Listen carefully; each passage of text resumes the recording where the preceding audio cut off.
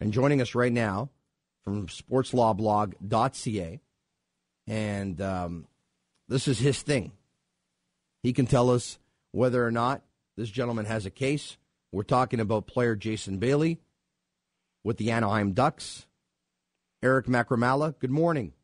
Good morning, Tony. Good morning. I have to say, I am loving your Sans Esposant cameos. The Sans Esposant cameos? Yes. L'antichambre. Oh, sorry. Jeez. L'antichambre. You know what? I guess I'm still stuck in the old, in the dark ages. Well, the antichambre was Sans Esposant was 3 years ago. That's right. I haven't seen that show in a while. L'Attaque sank last year and l'antichambre this year, but thank you. I guess I'm just, I've always been puzzled by that because you really can't give more than 100%, right? Well, I don't think you can. But it's funny because we keep on asking for more than 100%. Well, you probably have a point there. Let's what's happening in this case basically? What happened here? Well, Jason Bailey, who is an Ottawa boy, has alleged that he has been subjected to anti-Semitic remarks when he was playing for the Anaheim Mighty Ducks minor league affiliate, the Condors. In his complaint, which sets out his claim that he filed in Orange County in California, setting out his whole lawsuit, he alleges, and I'm quoting, a barrage of anti-Semitic, offensive, and degrading verbal attacks. And the claim sets out a few examples, things like the coaches saying that, only Jewish people are cheap, only Jewish people care about who's who, or making statements like, I never want my son to be Jewish, stuff like that. And on that basis, Jason Bailey has sued the Anaheim Ducks. He has sued the minor league affiliate, the Condors, and has sued the two coaches. And in his lawsuit, Tony, he's alleging harassment, discrimination, and retaliation. And he's also alleging intentional infliction of emotional distress, and I would presume as well wrongful dismissal. The first three, harassment, discrimination, and retaliation, you can kind of sort of bind those together in one little bundle. And the reason I say that is because those relate to human rights violations. In the U.S., each state has their human rights legislation. And when you allege that your rights have been violated, your human rights, those are the three things that you mention in a complaint: harassment, discrimination, and retaliation. And on top of that, he's saying, look, the comments they made were so outrageous, so egregious, that they intentionally inflicted distress on me, and that relates to that next cause of action. And then with wrongful dismissal, he's basically saying, look, these guys were so anti-Semitic, they never gave me a chance to play, to show them what I could do on the ice, and as a result, they deprived me of making a living, and then I was let go. I don't recall seeing a case like this before in the National Hockey League. Is this a first, or is there a precedent? We were thinking about this yesterday, and I can't think of a case like this. This case, Tony, is unusual. It is interesting. It seems like it is the first time we have seen something like this. An employee suing a team for anti-Semitism. We see stuff like, the traditional kind of hockey lawsuits we see are a Bertuzzi-Moore situation, so, an assault on the ice. Or maybe we see something where a player, a surgeon screwed up, an ACL repair, and the player can't play anymore, so they sue the team doctor and the team and stuff. Or an athlete, who challenges the results of a steroid test, whether they took Propecia or not. In situations like that. But we haven't seen something like this, and this is getting a lot of attention. This case has already been on TMZ. It's been on CNN, Fox, NBC.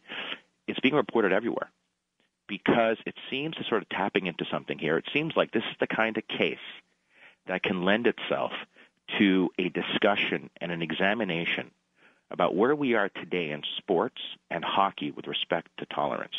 Everything you're saying and the fact that this seems to be a one-of-a-kind case, this makes this an extremely important case because it sets basically what we talked about, a precedent for what can happen in the future and what's prohibited, what's not, what's allowed, what's not allowed.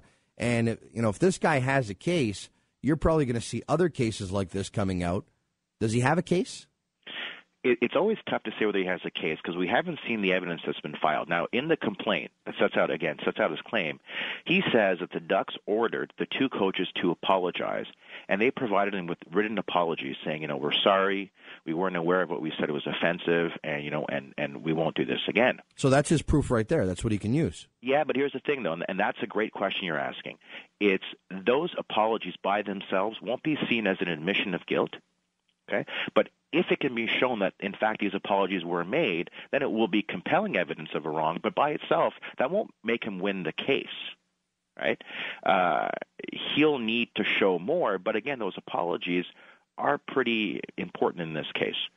That aside, you're right. Like this case, if this case gets traction, you have to ask yourself, well, look, players could sue now because we have an idea of maybe what goes on in locker rooms. And then the extension of that is, well, Tony, our coach is now responsible to make sure that one player doesn't insult another player, for example, or doesn't make disparaging comments. And if the coach doesn't stop it and is aware of it, does the team then become liable? So this is a complicated case. It can get some serious traction. It's getting serious attention because I think deep down people are seeing that there are some pretty important ramifications when it comes to this case. The coaches were suspended, right? Yes. The coaches were suspended. They wrote apologies. If this is all presented in court, and if he wins, what are we looking at? What's he suing for? Well, in the claim, he sues for unspecified monetary damages, which is normal. You can't say at the outset how much money you want because first you have to make out your case, prove it, and then later on you submit, okay, well, look, we've shown all this. We want X amount of dollars. The thing here is, the first thing is those apologies, while they may be relied upon as an admission down the line, the Ducks would also say, look, we apologize. We kind of mitigated things here, so award him less money. Okay? That aside, is this case actually going to make it all the way to trial? This is an NHL nightmare. They've had a bad week. The NHL has had a tough week with Phoenix and the All-Star game, and now this. Trials take a couple of years. They consume your life. Jason Bailey is in for a heck of a ride if he sees us all the way through. The NHL will put a lot of pressure on the Ducks just to make this go away and to get it settled. So I would be surprised to see this go to trial.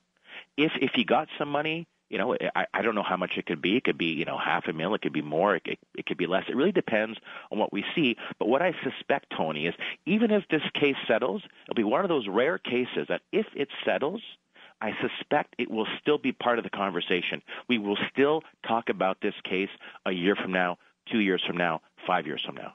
In conversation with Eric Macramala, an Ottawa-based lawyer who writes a blog on the law and sports, Offside, I think it's offsidesportsblog.blogspot.com. Is that correct? Yeah, if that's a long one, because that's what Google makes me use. So I've just registered sportslawblog.ca, and I just hyperlinked it there. Or go to the Team 1200 and click on my ugly mug. Okay. And it takes you to my blog. Long story short, whether he wins or not, this young man could very well be blackballed. Well, he's playing in Binghamton right now, but don't be surprised if all of a sudden this guy's career starts to spiral downward. I mean, we've seen stuff like that happen before, right?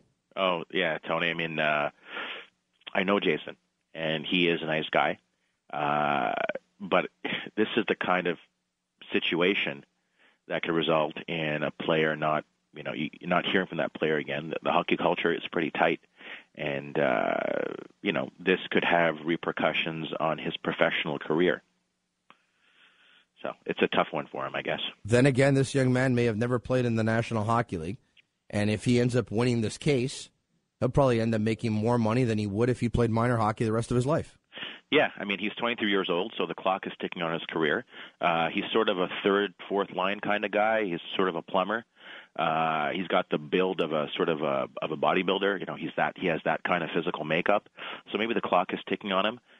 What I find interesting is the timing of this lawsuit, Tony. We're approaching the 1-year anniversary of Brendan Burke's passing. And, in that situation, he was a pioneer for tolerance with respect to gays in sports. And here we are approaching that, and we have another discussion about tolerance. Okay, so how about in terms of the timing? Why did it take him this long? Was he looking into this with his lawyers before they said, yeah, we have a case here? Because this happened a while ago. I mean, why now? Well, you have to, you have 2 years to sue from the last wrong if you're dealing with a human rights violation, for example. Okay. So you have some time to consider it. Lawsuits are extremely serious. They consume your life from top to bottom, and it can be a couple of years. They can be very expensive, although his lawyers may be working on a contingency basis, so they'll take a percentage if it settles or if it goes to trial and they get an award. But I suspect they were thinking about it quite carefully and evaluating where is Jason in his hockey career now, because maybe they were sensitive to the fact that if he files a lawsuit against the NHL, what team will pick him up in the future? Appreciate you taking the time. If you were a betting man, how's this going to go for him? Well, whenever I bet, I lose. Okay. But I guess when it comes to these situations, if I were to bet, my best estimate is this case will settle. We're not going to hear a lot about it, I think, moving forward. There'll be a lot of pressure on the Ducks to get this settled. This is just not this is a PR nightmare for the NHL. So I suspect it's going to settle, and we won't hear much more about it maybe a month from now or so. So Gary Bettman and Bill Daly are going to say, guys, the last thing we're doing is going to court. So yeah, do what you got to do, and if the NHL has to help out, the NHL has to help out. But this thing is not going to court. We're not at a point in time right now in our league where this is the kind of press that we need. Yeah, I mean, we have all these struggling teams in the U.S. We have huge problems on our plate. Let's just make this go away, please. Appreciate you taking the time. Pleasure, Tony. Talk to you soon. All right, there you have it. Eric Macramala, Ottawa-based lawyer, sportslawblog.ca.